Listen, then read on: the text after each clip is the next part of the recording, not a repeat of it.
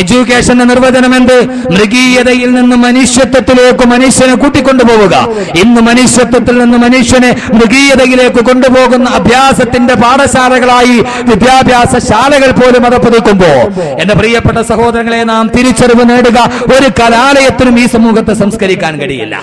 ഒരു ഭൗതിക കലാലയത്തിനും ഈ സമൂഹത്തെ സംസ്കരിക്കാൻ കഴിയില്ല.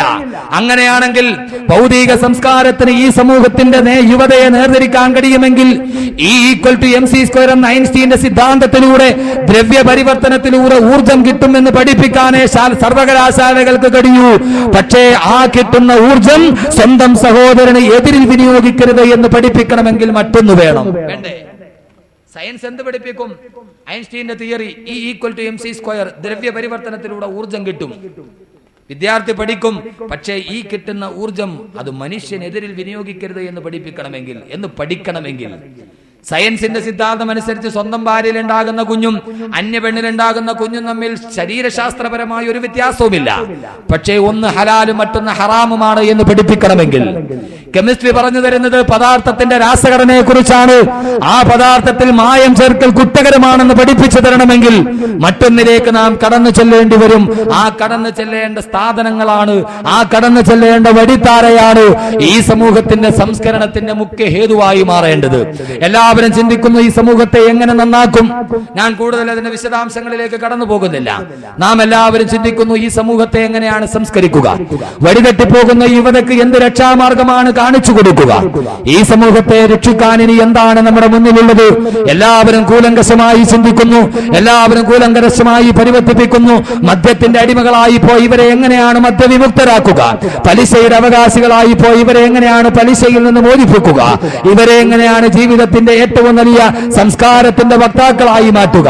സഹോദരങ്ങളെ, ഈ സമൂഹത്തെ സംസ്കരിക്കണമെങ്കിൽ ഒരു വിദ്യാർത്ഥി പ്രസ്ഥാനത്തിനും കഴിയില്ല, ഒരു യുവജന പ്രസ്ഥാനത്തിനും കഴിയില്ല, ഒരു സംഘടനകൾക്കും കഴിയില്ല. ഈ സമൂഹത്തെ വഴിതെറ്റിപ്പോകുന്ന യുവതയെ നന്നാക്കണമെങ്കിൽ ലോകത്ത് ഇതിനേക്കാൾ ദുഷിച്ചു പോയൊരു സമൂഹത്തെ സംസ്കാരത്തിന്റെ വാഹകരാക്കി മാറ്റാൻ ഏതൊന്നിന് കഴിഞ്ഞോ അതേ ഒന്നുകൊണ്ടല്ലാതെ ലാ യസ്ലഹു ആഖിറു ഹാദിഹിൽ ഉമ്മ. ഇമാം മാലിക്കിന്റെ ഈ വാക്കുകൾ ഞാൻ കടമെടുക്കുന്നു. ലാ യസ്ലഹു ആഖിറു ഹാദിഹിൽ ഉമ്മ ഇല്ലാ ബിമാ സലുഹ ബിഹി അവ്വലുഹാ. ഈ സമൂഹത്തിന്റെ അവസാന ഭാഗം സലാഹിയത്തിൽ എത്തുകയില്ല ഇല്ലാ കം ബിമാ സലുഹ ബിഹി അവ്വലുഹാ. ഈ സമൂഹത്തിന്റെ ആദ്യം ഏതൊന്നുകൊണ്ട് സംസ്കരിക്കപ്പെട്ടോ അതൊന്നുകൊണ്ടല്ലാതെ. ഇമാം മാലിക്കിന്റെ ആപ്തവാക്യമാണ്.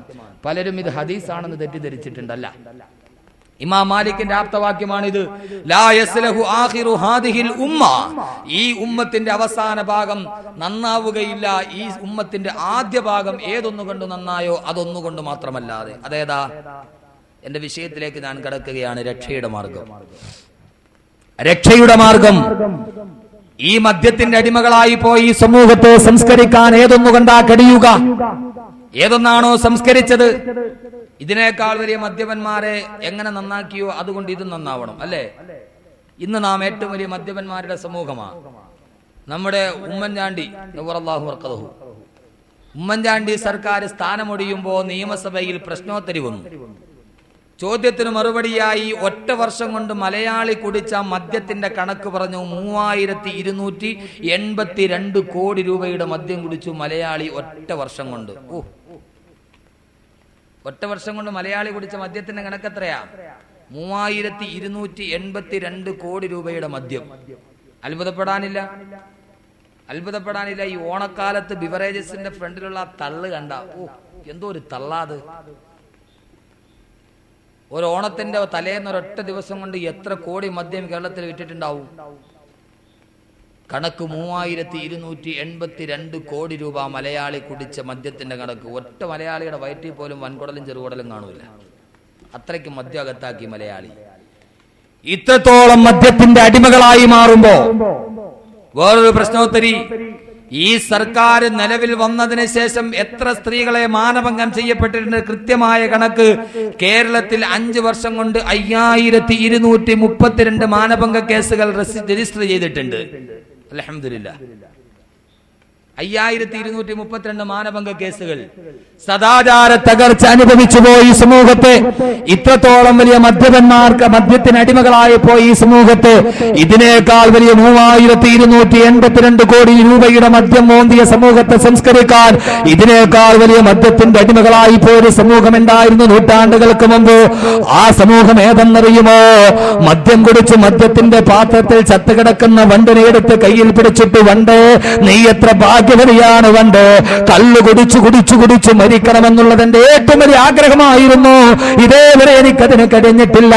മദ്യം കുടിച്ച് വയറ് നിറച്ച് ചത്തുപോയ വണ്ട് നീ എത്ര ഭാഗ്യവതിയാണ് എന്ന് കള്ളിന്റെ പാത്രത്തിൽ മുങ്ങിച്ചത്തുപോയ വണ്ടിനെ എടുത്ത് കയ്യിൽ വെച്ചിട്ട് ആത്മകഥം ചെയ്ത 6-ാം നൂറ്റാണ്ടിലെ മദ്യത്തിന്റെ അടിമകളായി പോയ, മദ്യമെന്ന് പറഞ്ഞാൽ അതിനുവേണ്ടി മരിക്കാൻ തയ്യാറായി പോയ, മരിക്കാൻ കിടക്കുന്ന സമയത്ത് മക്കളെ വിളിച്ചു തൊട്ടടുത്ത് വെച്ചിട്ട്, മക്കളെ മരിക്കാൻ സമയത്ത് പിതാവിന് ഒരേ ഒരു വസിയത്തേയുള്ളൂ, ഇതാമിത്തു ഫദുഫിന്നീലാദം ബിഖർബതി തുറവീലനി ബദ മൗതി ഉറൂഖുഹാ.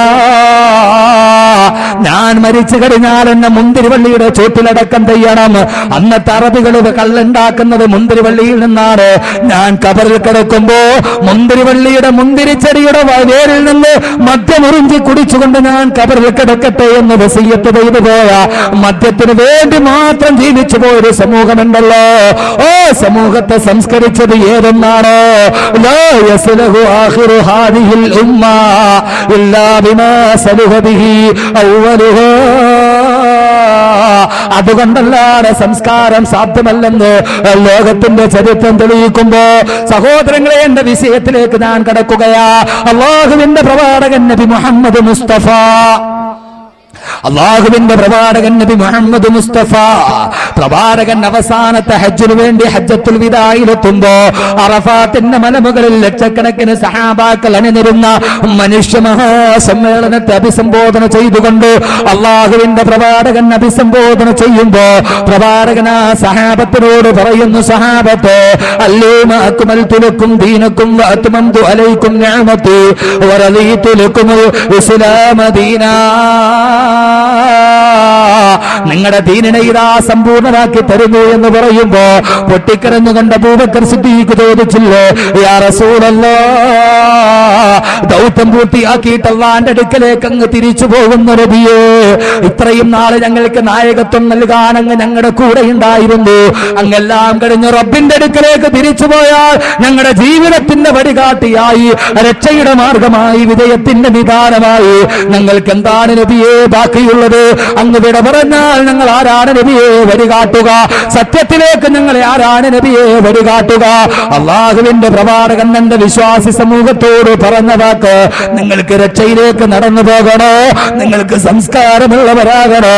അള്ളാഹുവിന്റെ പ്രവാചകന് മരുഭൂമിയിലൂടെ ഇടയനില്ലാത്ത ആട്ടിൻപറ്റത്തെ പോലെ ലജ്നാൻ പർവ്വതത്തിന്റെ പ്രാന്തപ്രദേശത്തിലൂടെ ഒരു കൈയിൽ ഒട്ടകത്തിന്റെ കടിഞ്ഞാണും മറുകൈയിൽ ചാട്ടവാറും ചുണ്ടിൽ ചൂളം വിളിയുമായി നടന്നുപോയൊരു സമൂഹത്തെ മുഴുവനും അധാർമികതയിലും ദുരാചാരത്തിലും അന്ധവിശ്വാസത്തിലും കുമിഞ്ഞുപോയൊരു സമൂഹത്തെ സത്യത്തിന്റെ സത്പാന്താവിലേക്ക് ആനയിക്കാൻ കടന്നു വന്ന ബഹുമാനപ്പെട്ട റൂഹുല്ലാഹി ഈസാ നബി അലൈഹിസ്സലാത്തു വസ്സലാമിന്റെ കാലത്തിനു ശേഷം 500 വർഷക്കാലത്തോളം ഒരു നായകനില്ലാതെ സമൂഹം മുഴുവനും ഏറ്റവും വലിയ അന്ധവിശ്വാസത്തിന്റെ കോട്ടകൊത്തളങ്ങളിൽ കുമിഞ്ഞുകൂടിയപ്പോ വള്ളത്തോട് പറഞ്ഞതുപോലെ പെരുത്ത നൂറ്റാണ്ടിനിടയ്ക്കൊരിക്കൽ ഈ മരുപ്പറമ്പാ. ഈ പരിശുദ്ധമായ ഖുർആനുമായി മുസ്ലിം സമൂഹത്തിന്റെ ബന്ധം അറ്റുപോയതാണ് സർവ്വ പ്രശ്നങ്ങളുടെയും കാതൽ എന്ന് പറഞ്ഞാൽ അതൊരു അതിശയോക്തിയാവില്ല. അതൊരിക്കലും ഒരു അതിശയോക്തിയാവുകയില്ല. ഖുർആനുമായിട്ടുള്ള നമ്മുടെ ബന്ധം, നാം ഒരിക്കലും ഖുർആൻ തൊട്ടു നോക്കുന്ന ആളുകളല്ല. ഖുർആനുമായിട്ടുള്ള നമ്മുടെ ബന്ധങ്ങൾ വളരെ അറ്റുപോയിരിക്കുന്നു. ഇപ്പോൾ ഇവിടെ ഇരിക്കുന്ന ആളുകളോട് ഈ 5 വക്കത്ത് നമസ്കരിച്ച ആളുകൾ ആരൊക്കെ ഉണ്ടെന്നൊക്കെ ചോദിച്ചാൽ, അങ്ങനെ ഈ 5 വക്കത്ത് നമസ്കാരം നിർവഹിച്ച ആളുകൾ ഒന്ന് കൈവക്കാൻ പറഞ്ഞാൽ കുറെ ആളുകളൊക്കെ കൈവക്കുമായിരിക്കും. അങ്ങനെയാണ് എൻ്റെ പ്രതീക്ഷ. അതോ എൻ്റെ തെറ്റിദ്ധാരണയാണോ അറിയില്ല. നമസ്കരിച്ചു എന്ന് പറഞ്ഞ് കൈവക്കിയ ആളുകളോട് തന്നെ ഇന്ന് നിങ്ങൾ ആരൊക്കെ ഖുർആൻ ഓതി എന്നൊന്ന് ചോദിച്ചാൽ, തുച്ഛം തല ആലിമീങ്ങളോ മുത്തല്ലിമീങ്ങളോ അല്ലെങ്കിൽ ദീനുമായി ബന്ധമുള്ള കുറെ ആളുകളൊഴിച്ച് ബാക്കി ആരും ഞങ്ങൾ ഇന്ന് ഒരു ജുസു വേണ്ട ഒരു സൂറത്തെങ്കിലും ഖുർആൻ ഇന്ന് പാരായണം ചെയ്ത ആളുകൾ എത്ര പേരുണ്ടാവും ഇതിൽ? സഹോദരിമാർ, ഇത് മുകളിൽ നോക്കണമല്ലോ. ഇസ്തവ അലൽ അർശ്, പെണ്ണുങ്ങളെ അർഷിൻ്റെ മുകളിൽ ഇരുത്തിയിരിക്കുക. ഇത്രയും വലിയ പദവി ലോകത്ത് ഒരു പതിന് പോയും കേട്ട് ഞാൻ കണ്ടിട്ടില്ല. ആണുങ്ങൾ ഇത് അള്ളാഹുടെ നിയമത്തിനെതിരാണ്. അള്ളാഹു പറഞ്ഞു അരിജാല് കവ്വാമൂന അലന്നിസാഹ്. ഹിന്ദുസ്ഥാൻ മാനദണ്ഡങ്ങൾ മറികടന്നൊരു നിയമനം, മാനദണ്ഡങ്ങൾ മറികടന്നുള്ള നിയമനമാണല്ലോ ഇത്. ഇസ്തവാലല്ല ഷർഷിന്റെ മുകളിൽ.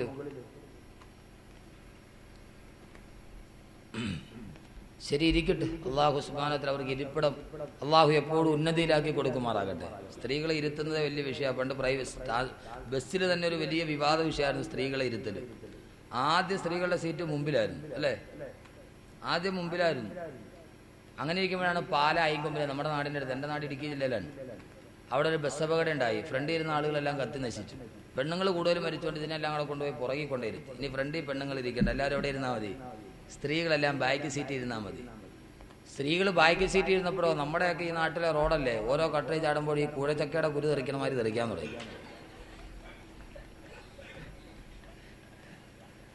അവസാനം പിന്നെ ഇനി അതുങ്ങളെ കൊണ്ട് വീണ്ടും മുമ്പിൽ കൊണ്ടേ ഇരുത്തി. എന്ത് ചെയ്യാൻ പറ്റും? എവിടെ ഇരുത്താൻ പറ്റും? മുമ്പിൽ ഇരുന്നാൽ അവിടെ മരിക്കും, പുറകെ ഇരുന്നാൽ ഇതാ അവസ്ഥ. ബൈക്കിലെങ്ങാനും സ്ത്രീകളുടെ സീറ്റായി കഴിഞ്ഞാൽ സർവ്വ സർക്കാർ ആശുപത്രികളിലും ഗൈനക്കോളജിസ്റ്റുകൾക്ക് ജോലിയൊന്നുമില്ല, സ്വർണ്ണം വണ്ടിയിൽ തന്നെ നടന്നോളും കാര്യങ്ങളൊക്കെ. ഒറ്റ വഴിയുള്ളൂ. ഖുർആൻ പറഞ്ഞ പോലെ കദാലിക ജഅൽനാക്കും ഉമ്മത്തൻ വസത്താണ്. അടുത്തിരിക്കാൻ അതാ നല്ലത്, നടുക്കിരുന്നോട്ടെ, അപ്പോൾ ഒരു പ്രശ്നമില്ലല്ലോ. ഏതായാലും പോകട്ടെ. അള്ളാഹുവിൻ്റെ വിശുദ്ധമായ ഖുർആൻ സഹോദരിമാരൊന്ന് ചിന്തിച്ചു നോക്കി. നിങ്ങൾക്ക് ഞാൻ ഒരു നല്ല ഉപായം പറഞ്ഞുതരാം, അതിൻ്റെ പ്രതിഫലം എനിക്ക് തന്നാൽ മതി. സഹോദരിമാരുടെ കയ്യിൽ ഒരു 100 രൂപ കയ്യിലുണ്ടെന്ന് വിചാരിക്കുക. അത് എവിടെ കൊണ്ടുപോയി വെച്ചാലും ഭർത്താവ് കണ്ടുപിടിക്കും, മൂപ്പിലെടുത്തുകൊണ്ട് പോകും കജാവീടി വലിക്കാൻ. ഒരു 100 രൂപ കയ്യിലുണ്ടത് ഒരിടത്തും കൊണ്ടുപോയി വെക്കാൻ, വീട്ടിലൊരു സ്ഥലമില്ല അത് വെക്കാൻ.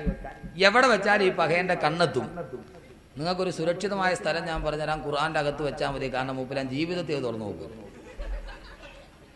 നോക്കൂ, ഈ മൂപ്പിലാൻ ഒരിക്കലും ഇവന്റെ ശ്രദ്ധ പോകാത്ത ഒരേ ഒരു സ്ഥലമേ ഉള്ളൂ ഖുർആൻ. എങ്ങാനും മൂപ്പിലാന്റെ വാപ്പ മരിച്ച അന്ന് നോക്കിയേക്കണം. കാരണം അന്നെങ്ങാനും ചിലപ്പോൾ എടുത്താലായി. അത് സ്വന്തമായിട്ട് എടുക്കാനോ വേണ്ട, ആരെങ്കിലും വാടകയ്ക്ക് വിളിച്ച് എടുപ്പിക്കലേ ഉള്ളൂ.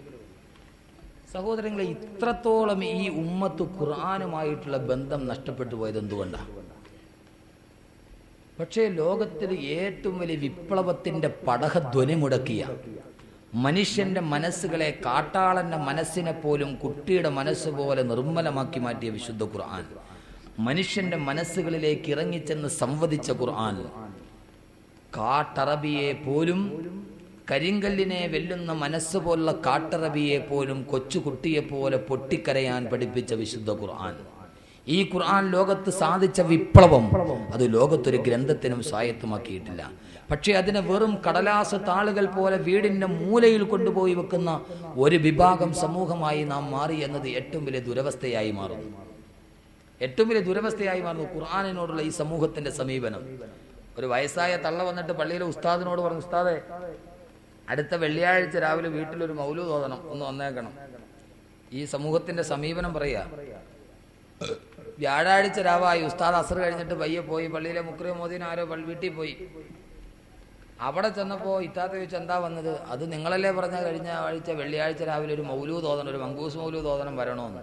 ഓ, ഉമ്മുമ്മ പറയും, ഞാൻ മറന്നുപോയി ഉസ്താദേ, ഞാൻ അതിനുള്ള ഒരുക്കവും നടത്തില്ല. പക്ഷെ ഉസ്താദിന് മറക്കാൻ പറ്റുമോ? നമുക്കത് മറക്കാൻ പറ്റുമോ? നിങ്ങളത് മറന്നുപോയാലേ നമ്മൾ ഓർത്ത് വെച്ചിരുന്നു. അത് ഉസ്താദെ, ഞാൻ മറന്നുപോയല്ലോ ഉസ്താദെ, വീടൊന്നും കഴുകിയില്ല, ശുദ്ധിയാക്കിയില്ല മൗലൂദ് ഓതാൻ. അതുകൊണ്ട് ഉസ്താദ് ഒരു കാര്യം ചെയ്താലും വന്നാലേ ഒരു യാസീൻ ഓതിയിട്ട് പൊക്കോളെ. അപ്പൊ ഇതോതണമെങ്കിൽ എന്ത് ചെയ്യണം? വീട് വൃത്തിയാക്കണം. എന്നാൽ ഉസ്താദ് ഒരു യാസീൻ ഓതിയിട്ട് പോയി, അത് എവിടെ വെച്ച് വേണേലും ഓതാം. ഖുർആനിനോടുള്ള നമ്മുടെ ഉമ്മത്തിന്റെ സമീപനം ഏതാണ്ട് ഇതേപോലെ. എൻ്റെ പ്രിയപ്പെട്ട സഹോദരങ്ങളെ, മറ്റൊന്നും ഞാൻ നിരാകരിക്കുകയാണെന്ന് നിങ്ങൾ വിചാരിച്ചു പോകരുത്. എല്ലാത്തിനും അതിൻ്റെതായ പവിത്രതയുണ്ട്, അതിൻ്റെതായ പരിശുദ്ധതയുണ്ട്. അത് ഓതുമ്പോൾ അതിൻ്റെതായ പ്രതിഫലം കിട്ടും. അതുകൊണ്ട് അക്കാര്യത്തിൽ നിങ്ങൾ ആരും ഞാൻ അങ്ങനെ പറഞ്ഞാണെന്ന് വിചാരിച്ചു പോകരുത്. മൗലൂദ് ഓതിയാൽ അതിന്റെ പ്രതിഫലം കിട്ടും. ഏതൊക്കെ പ്രതിഫലം അള്ളാഹു നിശ്ചയിച്ചിരിക്കുന്നോ ആ പ്രതിഫലം അതിൻ്റെതായി അള്ളാഹു നൽകും.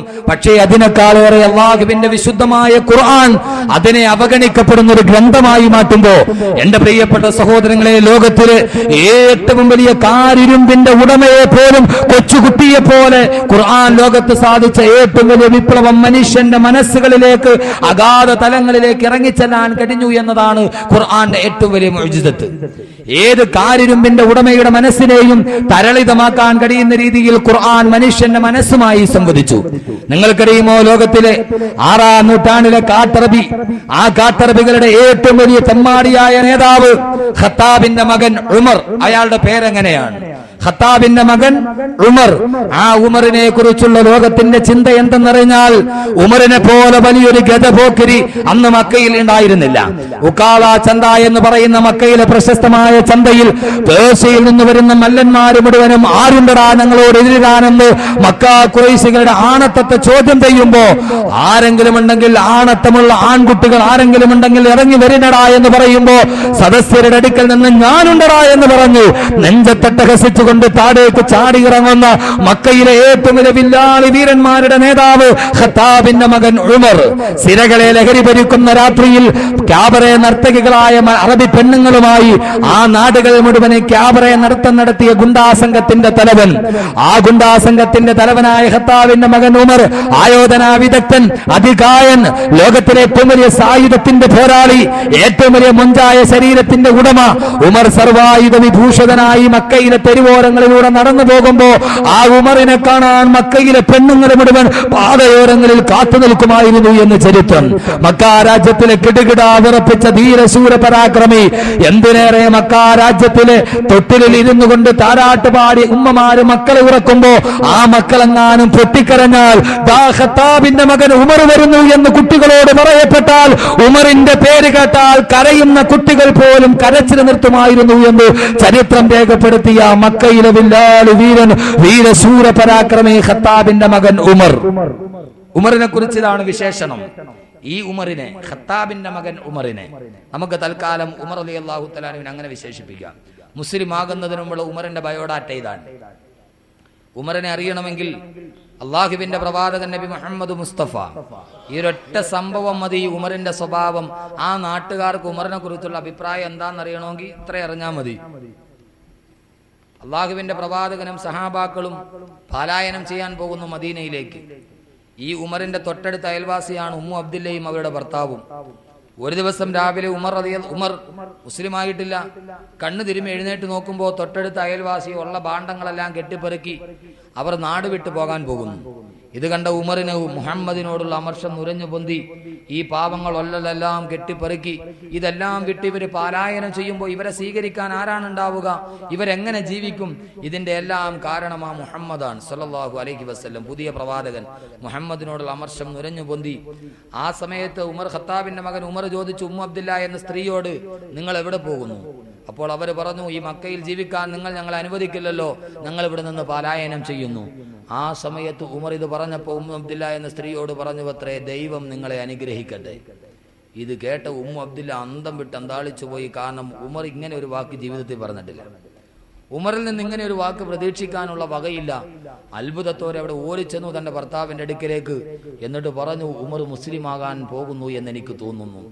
അദ്ദേഹം ചോദിച്ചു, നീ എന്ത് വിഡ്ഢിത്തമാ പറയുക, ഉമർ മുസ്ലിം ആകുമോ? അടേ, ഉമർ പറഞ്ഞു, ദൈവം നിങ്ങളെ അനുഗ്രഹിക്കട്ടെ എന്ന് ഞാൻ മനസ്സിലാക്കുന്നു. ഉമർ ഉടനെ തന്നെ സത്യമതത്തിൽ ചേരും. ആ സമയത്ത് അവരുടെ ഭർത്താവ് പറഞ്ഞ മറുപടി മതി ഉമറിനെ കുറിച്ചുള്ള അഭിപ്രായം അറിയാൻ. ഉമ്മു അബ്ദുല്ലയുടെ ഭർത്താവ് പറഞ്ഞു, ഖത്താബിന്റെ കഴുത മുസ്ലിം ആയാലും ഖത്താബിന്റെ മകൻ ഉമർ മുസ്ലിം ആവില്ല. ഖത്താബ് തന്റെ തൊഴുത്തിൽ വളർത്തുന്ന കഴുത മുസ്ലിം ആയാലും ഖത്താബിന്റെ മകൻ ഉമർ മുസ്ലിം ആവില്ല. അതാണ് ഉമർ.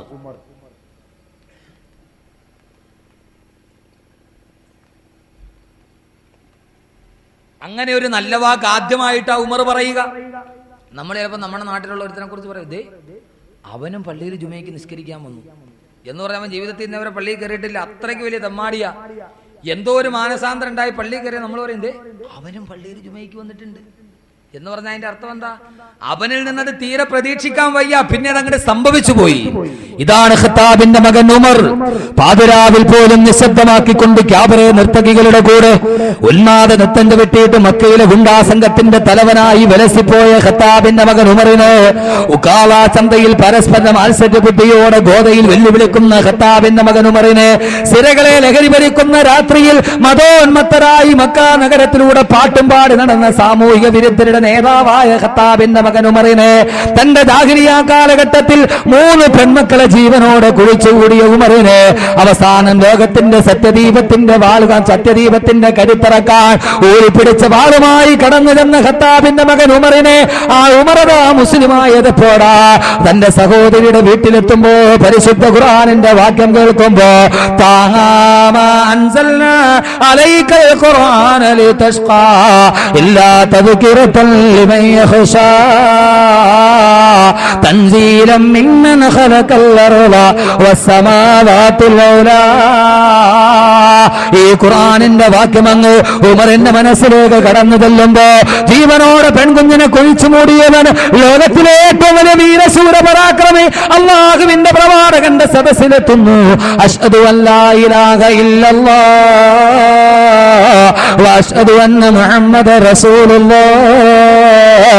ലോകത്തിലെ ഏറ്റവും വലിയ തെമ്മാടിയെ അവസാനം ഒരു റൊമാന്റിക് ഭാവനക്ക് പോലും സങ്കല്പിക്കാൻ കഴിയാത്ത ആത്മീയ ഉത്കർഷത്തിന്റെ അത്യുന്നത സോപാനങ്ങളിലേക്ക് കൈപിടിച്ചാണയിച്ച ലോകത്തിന്റെ ഏറ്റവും വലിയ നീതിയുടെ പര്യായമേ സയ്യിദുനാ ഉമർ ഇബ്നുൽ ഖത്താബ് റളിയല്ലാഹു തആല അൻഹു ആക്കി മാറ്റാൻ ഖുർആനിന് കഴിയുന്നെങ്കിൽ ലോകത്തിലെ ഏറ്റവും വലിയ തെമ്മാടിയെ അതെവിടെ വരെ എത്തിയെന്നറിയുമോ? ആത്മീയ പരിവർത്തനം ജാഹിലിയ കാലഘട്ടത്തിൽ സ്വന്തം പെൺമക്കളെ ജീവനോടെ കുമിച്ചുകൂടിയ ഉമർ അവസാനം മുസ്ലിമായി ഖലീഫയായി കഴിയുമ്പോ ഒരു ദിവസം ഉമർ തന്റെ ഗ്രാമത്തിലൂടെ വേഷപ്രച്ഛന്നനായി നടന്നു പോവുകയാ. അങ്ങനെ നടന്നുപോയി കഴിയുമ്പോ ഒരു കുടിലിൽ നിന്നതാ ഒരു കൊച്ചുകുഞ്ഞിന്റെ വല്ലാത്ത കരച്ചിൽ കേൾക്കാം. വേഷപ്രച്ഛന്നനായി മറിച്ചൊന്നു നോക്കുമ്പോ ഒരു മാതാവ് കുഞ്ഞിന്റെ മുലകുടി നിർത്താൻ ശ്രമിക്കുകയാ. മുലപ്പാലിന് വേണ്ടി കുഞ്ഞു വാവിട്ടു കരയുകയാ. രോഷത്തോടെ മാതാവിനോട് ചോദിച്ചു, മുലകുടി പ്രായം തീയാത്ത കുഞ്ഞിനെ എന്തിനാ മുലകുടി നിർത്താൻ ശ്രമിക്കുന്നത്?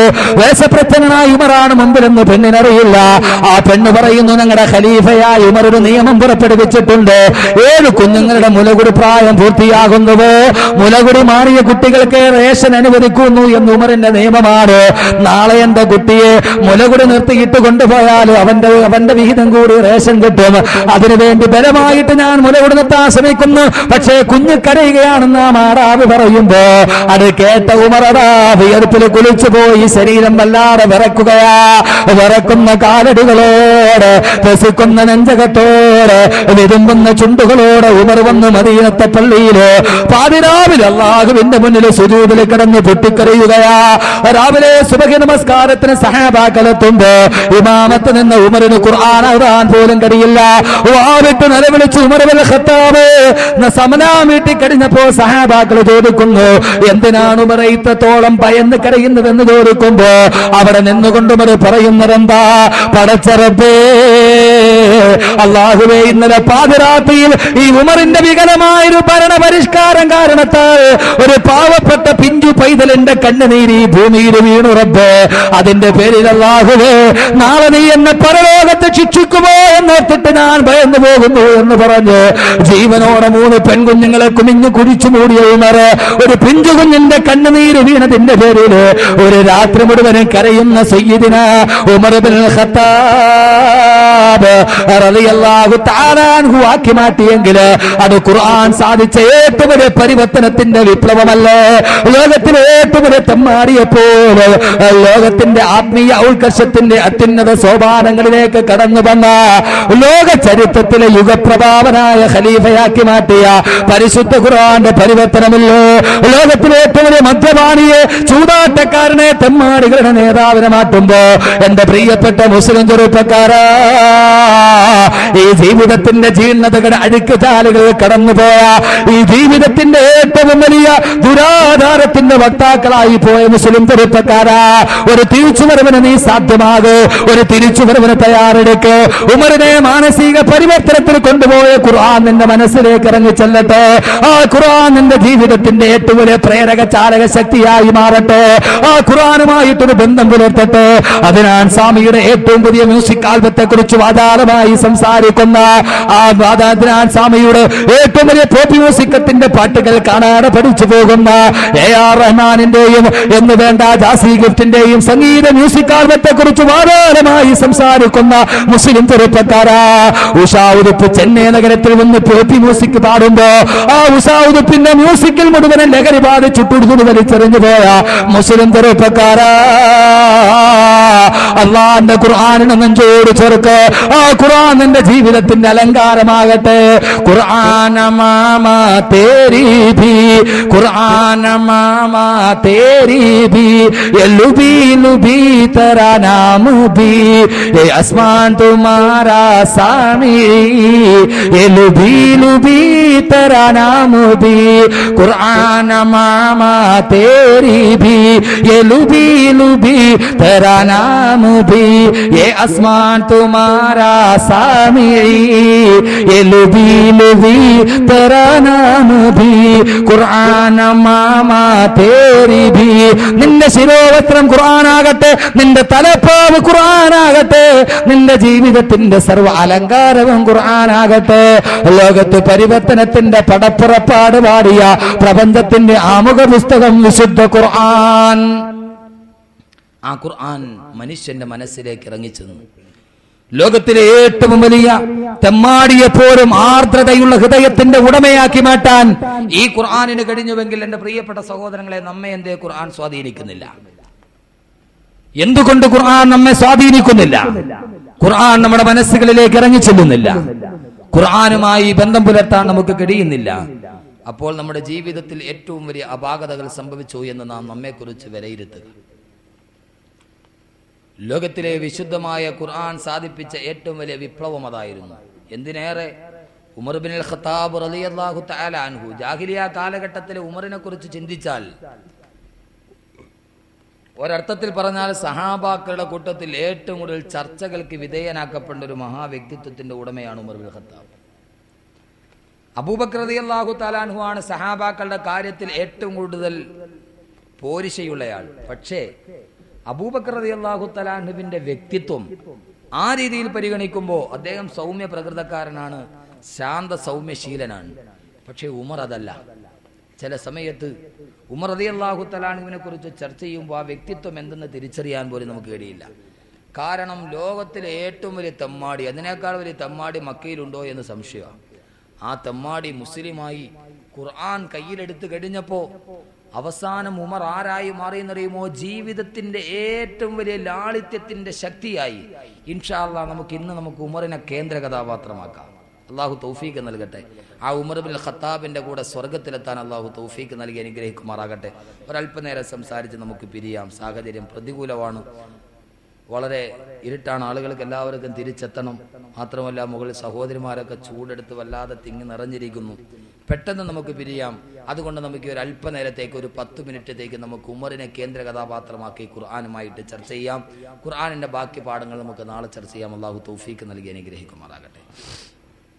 ഈ ഖുർആൻ ഈ ലോകത്തിലെ ഏറ്റവും വലിയ ആദർശവാദിയാക്കി മാറ്റുമ്പോൾ ഖുർആൻ ഉമറിനെ എത്രത്തോളം സ്വാധീനിച്ചു എന്ന് ചോദിച്ചാൽ, ത്വാഹ എന്ന ഖുർആനിന്റെ ഒരൊറ്റ വാക്യമാണ്, ആ ഒരൊറ്റ കാവ്യശകലമാണ് ഖുർആൻ ബഹുമാനപ്പെട്ട ഉമർ റളിയല്ലാഹു തആല മനസ്സിലേക്ക് ഇറങ്ങിച്ചെന്നത്. അതോടെ ഉമർ മുസ്ലിമായി. അവസാനം ഖുർആൻ കേട്ടാൽ ഉമർ ബിൻ ഖത്താബ് റളിയല്ലാഹു തആല അൻഹു കണ്ണിലൂടെ കണ്ണുനീര് തടം തല്ലി ആർത്തൊടുകുന്ന അവസ്ഥയിലേക്ക് ഉമർ മാറി.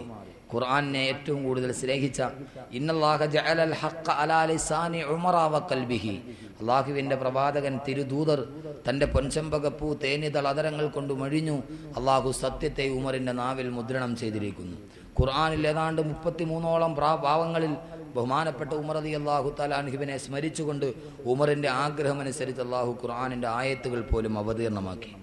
ബഹുമാനപ്പെട്ട ഉമർ ബിൻ ഖത്താബ് റളിയല്ലാഹു തആല അൻഹു അവസാനം ജീവിതത്തിന്റെ വിശുദ്ധി കാത്തു സൂക്ഷിച്ച് ഏതവസ്ഥയിലേക്ക് എത്തി എന്ന് ചോദിച്ചാൽ, മരിക്കുന്ന സമയത്ത് പോലും ചരിത്രം രചിച്ച മഹാനുഭാവനായി ഈ ലോകത്തേക്ക് മാറിപ്പോയി. പക്ഷേ നമ്മെ സംബന്ധിച്ചോളം ഖുർആനുമായി നമ്മുടെ ബന്ധം, അതൊന്ന് വായിക്കുവാനോ അതൊന്ന് പഠിക്കുവാനോ അതുമായി ബന്ധപ്പെടുവാനോ ഖുർആനുമായിട്ടുള്ളൊരു ചർച്ചയ്ക്കോ, എന്തിനേറെ അല്ലാഹു സുബ്ഹാനഹു വ തആല വേളാവൂർ നിവാസികൾക്ക് അനുഗ്രഹം ചെയ്താൽ ഇക്കാണുന്ന കെട്ടിടം ആഗ്രഹം പോലെ ഒരു അറബി കോളേജായി മാറിയാൽ ഇൻഷാ അല്ലാഹ് ഖുർആനിന്റെ പ്രഭ ചൊരിയുന്ന ഒരു നാടായി അല്ലാഹു ഇതിനെ കബൂൽ ചെയ്യും. അല്ലാഹു അങ്ങനെ ആക്കുമാറാകട്ടെ. കാരണം അറബി കോളേജുകളിലും ദറസുകളിലും ചർച്ച ചെയ്യപ്പെടുക, എല്ലാ മുദരീസുകളും ചർച്ച ചെയ്യപ്പെടുന്നത് ഖുർആനിനെ കുറിച്ചാണ്. ഖുർആന്റെ ആയത്തുകളാണ് തഫ്സീറുകളായി ചർച്ച ചെയ്യപ്പെടുക. ആ ഖുർആനുമായി ബന്ധപ്പെട്ട വിഷയങ്ങളാണ് ഒരു നാടിൽ ചർച്ച ചെയ്യപ്പെടുക.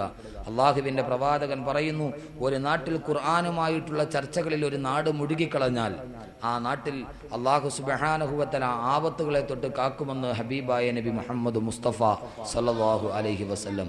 അള്ളാഹു സുബ്ഹാനഹു വ തആല ഖുർആനിനെ സ്നേഹിക്കുന്ന, ഖുർആനിലൂടെ സഞ്ചരിക്കുന്ന, ഖുർആനിന്റെ ശഫാഅത്തോടെ സ്വർഗത്തിലെത്തുന്ന സത്യവിശ്വാസികൾ അള്ളാഹു നാം ഏവരെയും ഉൾപ്പെടുത്തി അനുഗ്രഹിക്കുമാറാകട്ടെ. സഹോദരങ്ങളെ, നമുക്ക് പിരിയാം. ഉമർ ബിൻ ഖത്താബ് റളിയല്ലാഹു തആല അൻഹു വേഷപ്രച്ഛന്നനായി രാത്രിയിൽ സഞ്ചരിക്കുകയാണ്. സഞ്ചരിച്ച് ഇവിടെ നോക്കി, ഇവിടെ ബഹുമാനപ്പെട്ട സയ്യിദന ഉമർ ബിൻ ഖത്താബ് റളിയല്ലാഹു തആല അൻഹു വേഷപ്രച്ഛന്നനായി ഗ്രാമാന്തരത്തിലൂടെ സഞ്ചരിക്കുകയാണ്. നടന്ന് ഒരു കർഷകന്റെ കുടിലിന്റെ മുമ്പിലെത്തി.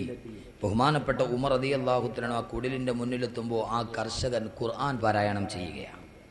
രാത്രി, നിശബ്ദമായ രാത്രി, വിജനമായ രാത്രി, സർവ്വതും ഒരു സൂചി താഴെ വീണാൽ കേടുന്ന നിശബ്ദമായ അന്തരീക്ഷം, പ്രകൃതി പോലും നിശ്ചലമായി നിൽക്കുന്ന ആ പ്രൗഢമായ അന്തരീക്ഷത്തിൽ വേഷപ്രച്ഛന്നനായി പ്രജകളുടെ ക്ഷേമമന്വേഷിച്ചിറങ്ങിയ ഉമറിന്റെ മുന്നിൽ ഒരു കൊച്ചുകുടിലിന്റെ ഉള്ളിലിരുന്നു കൊണ്ട് ഖുർആൻ പാരായണം ചെയ്യുന്ന ഒരു കർഷകന്റെ ശബ്ദം കേട്ട് ഉമർ ബിൻ ഖത്താബ് ഒട്ടകപ്പുറത്ത് നിന്ന് താഴെ ഇറങ്ങി ഉമർ, ബഹുമാനപ്പെട്ട ഉമർ റളിയല്ലാഹു തആല അൻഹു ഖുർആനിന്റെ ശകലങ്ങൾ ശ്രവിക്കുന്നു. കർഷകൻ തന്റെ വീടിന്റെ ഉള്ളിലിരുന്ന് പാദരാത്രിയിൽ ഖുർആൻ പാരായണം ചെയ്യുന്നു. സൂറത്ത് തൂറാണ് പാരായണം ചെയ്യുക. വതൂരി വകിതാബിൻ മസ്തൂർ ഫീ റഖിൻ മൻശൂർ വൽ ബൈത്തുൽ മഅമൂർ വസ്ഖഫിൽ മർഫൂ വൽ ബഹ്റിൽ മസ്ജൂർ. സൂറത്ത് തൂറിന്റെ ആയത്തുകൾ പാരായണം ചെയ്യുകയാണ് ഗ്രാമീണനായ കർഷകൻ ഉമർ ഇബ്നു ഖത്താബ് റളിയല്ലാഹു തആല അൻഹു. ഇത് കേട്ടുകൊണ്ട് നിൽക്കുകയാ. അവസാനം ഈ കർഷകൻ പാരായണം ചെയ്ത് പരിശുദ്ധമായ സൂറത്ത് തൂറിന്റെ ഒരു ഭാഗമെത്തി. ഇന്ന അദാബ റബ്ബിക ലവാഖിഅ, ഇന്ന അദാബ റബ്ബിക ലവാഖിഅ, ഫൈദൻ നുജൂമു തുമിസത് വഇദൽ ജിബാലു ഫുരിജത് യൗമ تمور السماء مورا وتسير الجبال سيرا. ഈ ആയത്തിന്റെ ഭാഗമെത്തി ഉമർ റളിയല്ലാഹു തആല അൻഹു സശ്രദ്ധം ശ്രവിച്ചുകൊണ്ടിരിക്കുകയാ. ഈ ഗ്രാമീണ കർഷകൻ ഓതി ഈ ഭാഗമെത്തി. ഇന്ന അദാബ റബ്ബിക ലവാഖിഅ, നിന്റെ അല്ലാഹുവിന്റെ കഠോരമായ ശിക്ഷ ഇതാ ഇറങ്ങാൻ പോകുന്നു എന്നർത്ഥം വരുന്ന ഈ ആയത്ത് ഓതിയപ്പോ ഇന്ന അദാബ റബ്ബിക ലവാഖിഅ, സർവാധിനാഥനായ റബ്ബിന്റെ ശിക്ഷ ഇതാ ഇറങ്ങാൻ പോകുന്നു എന്ന ആയത്തങ്ങ് കേൾക്കുമ്പോ അതേവരെ കേട്ട് നിന്ന് ഉമർ വേർപ്പിൽ മുങ്ങി കുളിക്കുന്നു. ഉമർ റളിയല്ലാഹു തആല അൻഹുവിന്റെ ശരീരം അതാ തളരുന്നു. കേട്ട് നിന്ന് ഉമറിനെ സഹിക്കാൻ കഴിയുന്നില്ല.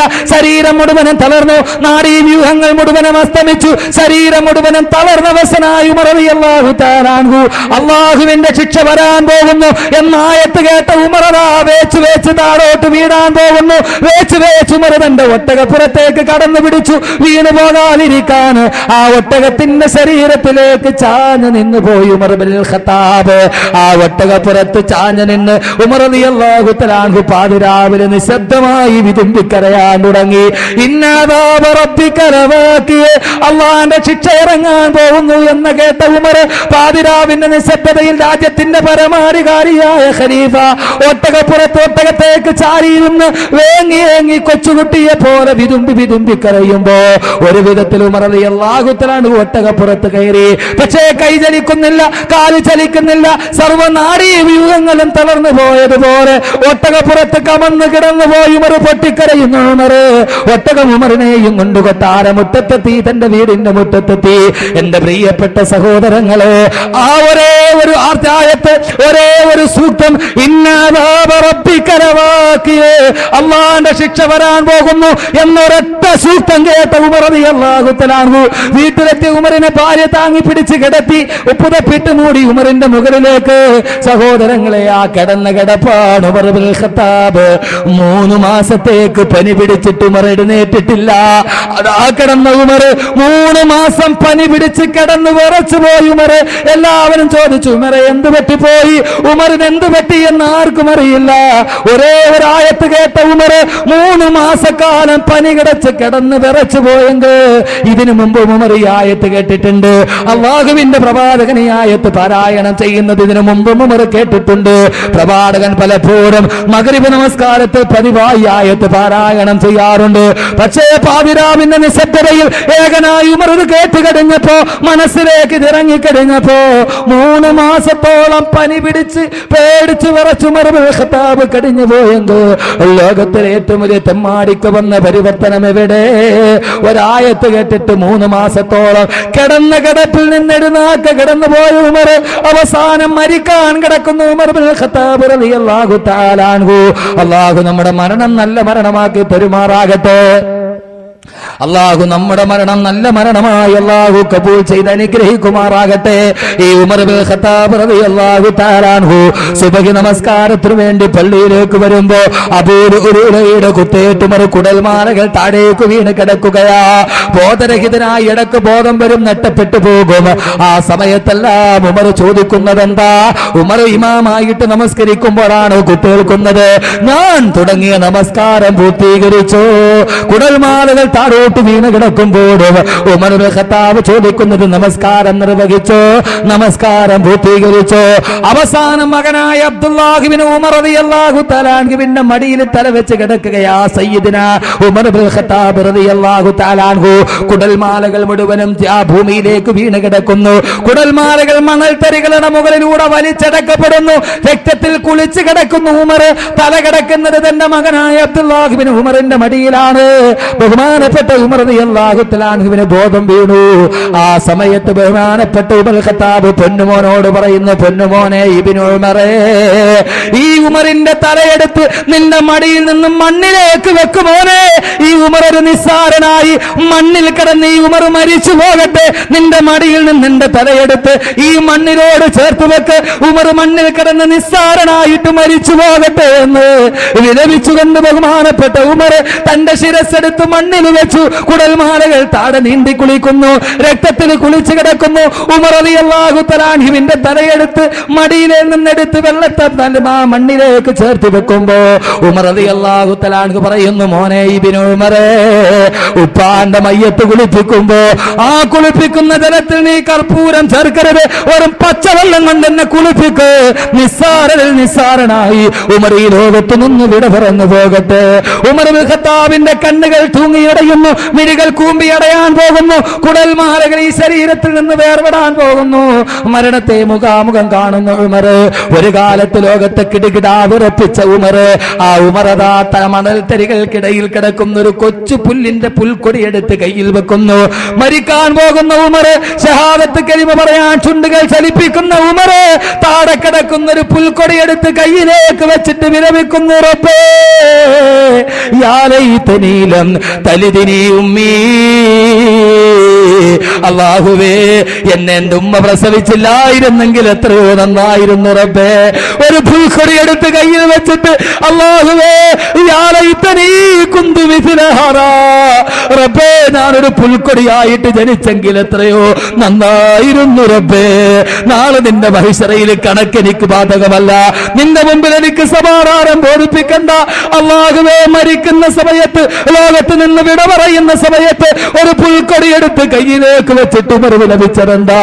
അല്ലാഹുവേ യാ ലൈതനീ കുന്തു മിസ്ല ഹാദാ. അല്ലാഹുവേ, ഒരു പുൽക്കൊടിയായി ഞാൻ ധരിച്ചിരുന്നെങ്കിൽ എത്രയോ നന്നായിരുന്നു റബ്ബേ എന്ന് വിലപിച്ചുകൊണ്ട് ഉമർ ഈ ലോകത്ത് നിന്ന് വിട പറയുമ്പോ, ഒരു കാലത്ത് ലോകത്തിലെ തമ്മാടിയായി വീരരിൽ വീരനായി വില്ലാളി വീരനായി വീണുപോയി ഉമർ. കിസ്റ കൈസർ ചക്രവർത്തിമാരെ കിടുകിടാ വിറപ്പിച്ച ഉമർ.